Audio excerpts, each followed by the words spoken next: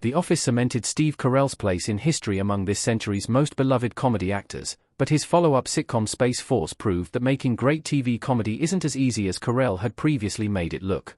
While his role as Michael Scott has rightly won him universal acclaim, the same can't be said for General Mark R. Ned. Ned was Steve Carell's military general in Space Force, a comedy show based on the recently founded astronautical division of the United States Armed Forces. Channeling some of Michael Scott's most heartwarming moments in The Office as well as his goofiest, Carell gave a solid performance as Ned, with his usual nice guy charm winning us over to his character. But the writing for Space Force was nowhere near as strong as it was for the actor's previous sitcom.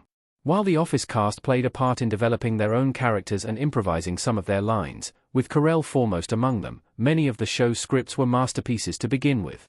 Unfortunately, that simply wasn't true of Space Force. Space Force seemed to be Steve Carell's perfect The Office successor.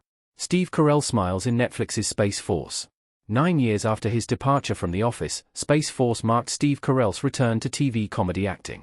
He'd starred in several comedy movies since 2011, as well as creating his own sitcom starring Rashida Jones, Angie Tribeca, and acting in the drama series The Morning Show.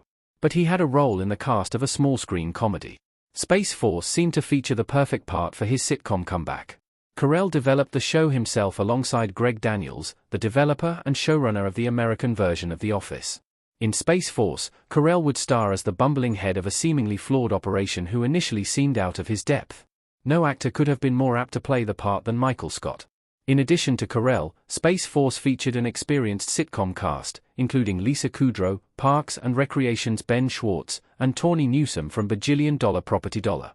Legendary movie star John Malkovich and Hollywood veterans Noah Emmerich and Jane Lynch added some extra glamour to the proceedings, too.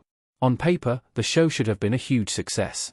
Yet, as any Dunder Mifflin salesperson would have to admit, things don't happen on paper, at least not anymore. Space Force flopped, and it took 3 more years after its cancellation for Steve Carell to have his first Netflix hit with the 4 seasons. Why Space Force was not as good as The Office, despite Steve Carell and Greg Daniels. Steve Carell as Mark being told something in Space Force. There are various reasons why Steve Carell's Space Force couldn't compare with The Office, but most significant were the show's writing and casting. Space Force had enormous potential to be a skewering satire of the US military bureaucracy and the politics behind its real-life counterpart. In the end, though, it proved to be anything but. The series lacked any real satirical bite. Its hilarious parody of Alexandria Ocasio-Cortez in the shape of minor character Annabella Isidro Campos, aka the angry young congresswoman, was a rare exception to the otherwise tepid brand of humor it served up. It felt as though Carell and Daniels were trying too hard not to upset anyone, as well as Space Force's timid jokes. The show completely misused its stellar cast. John Malkovich ended up bringing very little of his acting talent to the table, while even Carell himself didn't look at home as a 4-star military general.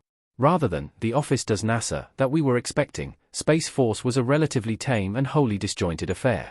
Space Force was a reminder that shows like The Office aren't easy to replicate. The cast of The Office gathering around Daryl, who sits at a computer. Perhaps we shouldn't have expected Space Force to be a successor to The Office in the first place. Although both shows had the same developer, showrunner, and lead actor, it's very difficult for anyone to recreate the magic of one TV project in a different setting with different characters. Even sitcom spin-offs within the same TV universe are rarely successful, as shows rely on specific combinations of characters, situations and settings to succeed. What's more, it wasn't just Greg Daniels and Steve Carell who made The Office what it was. The show had one of the greatest ensemble casts and comedy writing teams in television history. The Office's new spin-off will have to show that it can live up to its predecessor. Domhnall Gleeson looking at the camera in The Paper. Now that a trailer for The Paper, a new sitcom spun off from The Office, has been released, the pressure is mounting for the show to live up to its predecessor.